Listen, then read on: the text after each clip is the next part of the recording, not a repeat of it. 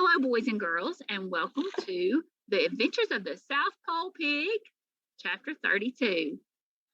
We've lost our trail, Sophie called out the next morning. Last night's wind must have blown it away, but we can still turn back.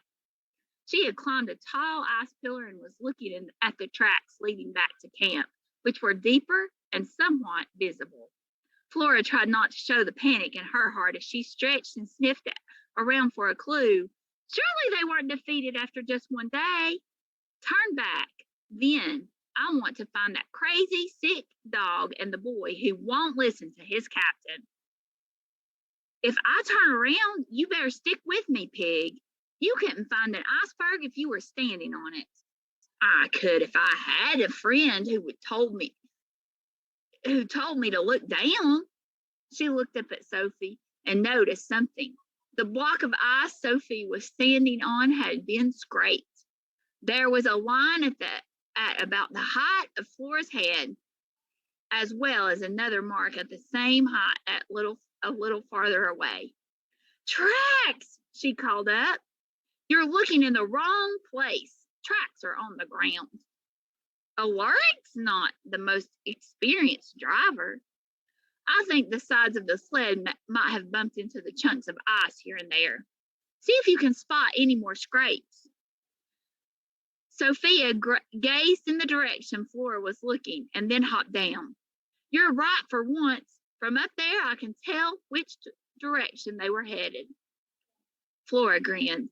Then let's keep moving, Cat. I found the iceberg. Now you find our friends. Sophia stepped into the lead, occasionally leaping to the top of an ice mound to check her course. 2 hours later, they found the spot where Oscar and Alaric had spent the night. Alaric had made a small fire and a few bits of charcoal could be seen in the snow. They were almost through the field of giant broken ice by now. Sophia climbed to the top of the last pillar. Flat country ahead, she shouted, and clear tracks again. Pick up the pace, Slowpoke. Flora was so happy to hear the good news, she didn't bother to respond to the insult. She started clipping along a little faster, and soon she could see the flat plain herself. Apparently, the wind and sleet hadn't blown through there during the night. However, they were up on a ridge, and to get to the plain below, she and Sophia would have to find a way down a long slope of sheer ice. There was no snow on it at all. Anything on the ice simply slid to the bottom. Flora could see the scrapes where Alaric must have tried to drag his boots to slow the sled down. The scrapes led to a hole and a lot of churned up snow at the bottom, where the sled had probably crashed and had then been pulled out. Sophia walked a few steps down the slope and was able to keep her footing. Come on, she called. Flora stepped out as gingerly as possible, but in an instant, her feet splayed in 4 directions, and she was on her belly, sliding helplessly. No amount of scrambling could stop her. She plowed into her traveling companion, knocking Sophia's feet out from under her. Sophia yelped and tried to stop herself with her claws, but Flora's weight carried the two of them down like polished stones. They struck the soft snow at the bottom with a plop, close to where Alaric's sled had landed. Snow went up Flora's nose and she sneezed. Get off of me, Sophie yelled, and struck out with her claws to make the point. Flora squealed and struggled to find her feet in the soft drift. A few minutes later, they both stood panting, finally on a firm surface again. Nice job, Pig, said Sophia between breaths. Someone explained to me how hooves make sense at any time on an animal. I didn't hear you complaining when these hooves were kicking ship rats in the head so you could waltz up and bite them. Flora hadn't meant to ever mention this matter, but now that her words were out, she was surprised at her strong feelings. Good point, Sophia said at last. I'm not very good at saying sorry, but I apologize. Flora didn't know how to respond, so she was happy when Sophia simply walked back onto the tracks. The snow on this plain was different from any snow Flora had seen before. In fact, it wasn't really snow. Flora stepped out and the ground cracked. She bent her head and looked closer. The field was covered with ice crystals sticking up like a garden of little diamonds. Sophia was beside her now, and the two animals walked slowly into the crystal blossoms. Flora was enchanted. For a moment, she forgot she was hungry, tired, and ill equipped to make this journey. She forgot to worry about Oscar. She forgot to worry that there would never be a useful job for her. She kicked up her front hooves with each step and watched the ice crystals scatter in front of her. But Sophia fell behind, picking her way along the trail tenderly. When Flora looked back to see what was the matter, she saw a spot of red inside each of her friend's small footprints. Sophia, said Flora, you're bleeding. Sophia stopped. Thanks for the info, Doc. She licked her front paws, took another step and winced, but kept moving.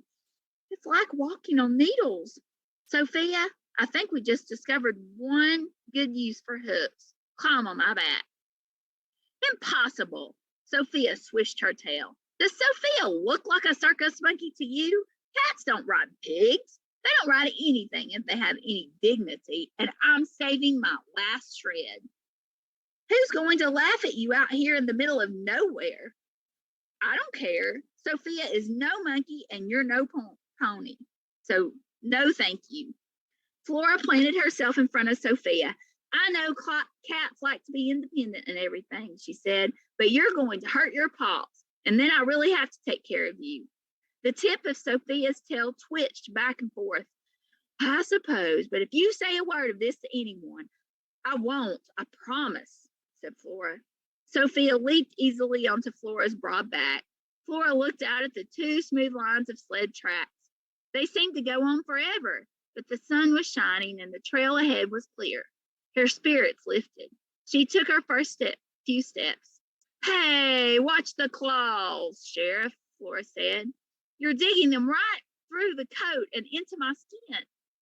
Well, then, don't walk so bumpy, snapped Sophia. Flora slowed down and tried to smooth out her walk. I wonder how Oscar was able to keep going in this stuff. Dog booties. Alaric was sewing some of them of the leather the night before they left. I think he got the idea from the sailors. All the other dogs had them. The tracks in the front of them led out in a straight line that went on for hours. Finally, the ice crystals gave way to snow that became deeper and more powdery.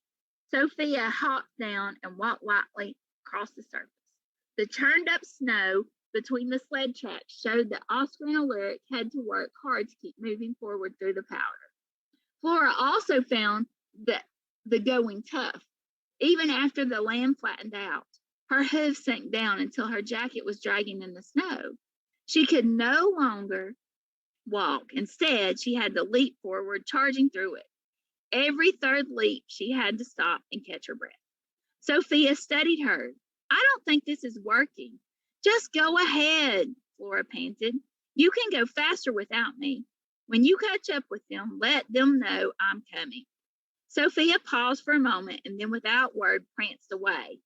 Flora watched until she disappeared, then cried to struggle on, but there was no more leap in her.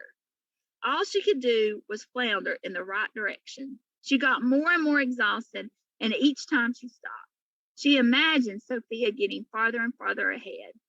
She began to talk to herself to find strength. Never out of options.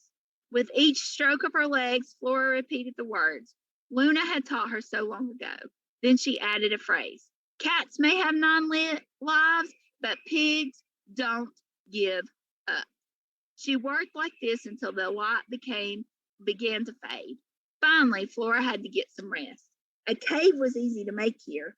All she had to do was flop down and wiggle her body about. As she rested her head, she felt the soft feathers of fresh snowflakes land on her snout. Flora thought for a moment that a snowfall might be bad news, but she was too tired to be concerned. All right, boys and girls, I hope you have the most marvelous day.